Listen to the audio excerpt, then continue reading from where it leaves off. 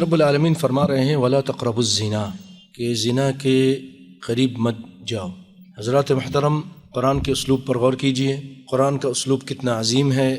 یہ اتنا قبیح فعل ہے، اتنا خطرناک فعل ہے کہ اللہ تعالیٰ یہ نہیں کہہ رہے ہیں کہ وَلَا تَزْنُوا، بلکہ اس کا قرب حاصل کرنے سے بھی منع کر رہے ہیں اور کہہ رہے وَلَا تَقْرَبُوا، قریب بھی مت جاؤ، قریب بھی مت پھٹکو۔ اور ایسے دوست احباب کو بنانا جو اس طرح کی حرکتیں کرتے ہیں، گندے لٹریچر اس کا مطالعہ کرنا، ایسے ماحول میں جہاں یہ چیز عام ہے، زندگی گزارنا، عورتوں سے تعلقات قائم کرنا، چاہے وہ بالمشافہ ہو یا فون کے ذریعے ہو یا واٹس ایپ کے ذریعے ہو، دعوت و تبلیغ کے نام ہی کے ذریعے کیوں نہ ہو، ولا تقربوا، کیونکہ جب دو اس طرح کے صنف ہوتی ہیں، ایک مرد ایک عورت، تیسرا شیطان ہوتا ہے، اور یہ قسم کی خلوت حاصل ہو جاتی ہے فون کے ذریعے، واٹس ایپ کے ذریعے، وہ کوئی بھی بات کر سکتی ہے، وہ کوئی بھی بات کر سکتا ہے۔